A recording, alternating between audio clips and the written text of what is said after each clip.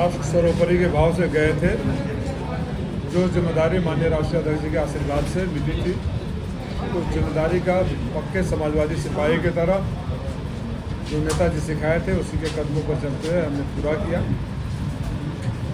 आपसी राजनीति चाहे कैसी भी हो, विचारों का मतभेद कैसा भी हो, जब सवाल देश का हो, 140 करोड़ लोगों का हो, तो हम सब एक हैं, सब सेना के साथ हैं। उसी भाव के साथ मैंने पाकिस्तान पोषित आतंकवाद का पर्दाफाश करने का काम किया, जो समय समय पर आपको समाचार पत्र दे रहा हूँ।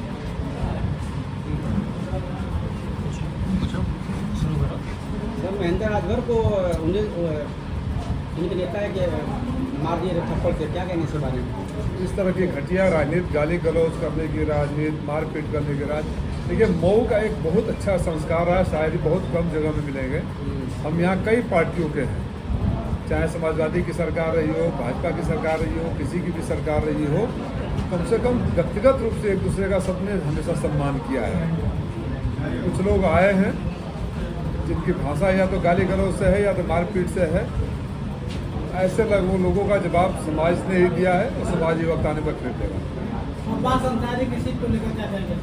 क्या कहेंगे बताइए। जो मऊ में उपचुनाव की जो तैयारियां हैं वो प्रशासन जोरों पे है, क्या लगता है आपको कि यहाँ पे अगर उपचुनाव होता है तो समाजवादी पार्टी किसको उम्मीदवार बनाएगी और क्या स्थिति रहेगी समाजवादी पार्टी की? अभी मामला न्यायालय में है, उपचुनाव की घोषणा नहीं हुई है।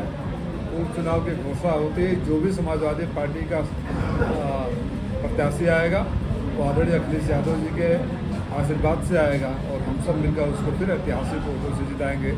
जैसे मैं जिता था वैसे ही आने वाला जो भी प्रत्याशी हो जीतेगा।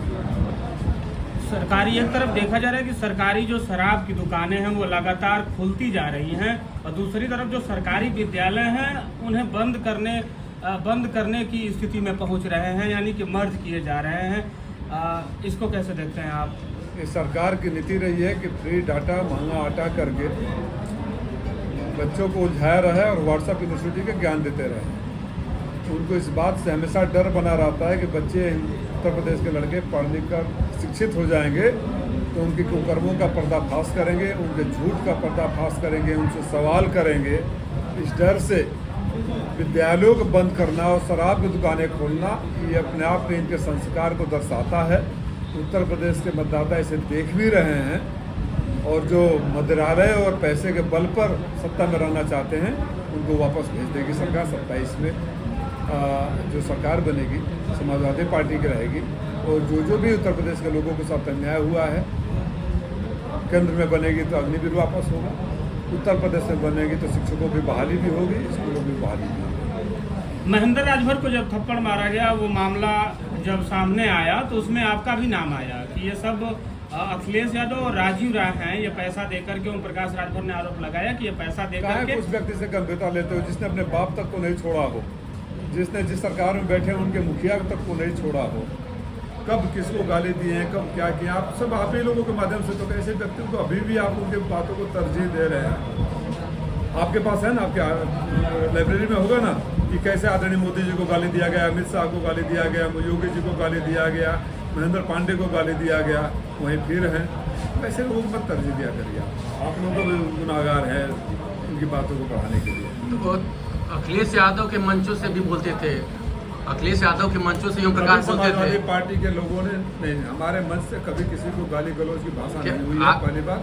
दूसरी बात, आप यहीं आपके शहर में भी आए थे राष्ट्रीय अध्यक्ष जी, हम कभी स्वीकार किया है कि हम कभी किसी से गाली दिलवाएंगे नहीं। तो गाली का जवाब अभी तो कुछ दिन पहले वो में गाली दिया गया था, उसका जवाब हमें भी देना आता है, लेकिन हम कुछ बातें जनता को बच कर देते हैं। भविष्य में ओम प्रकाश राजभर से गठबंधन होगा आप लोग पार्टी का? मुझे नहीं लगता है कि नहीं होगा।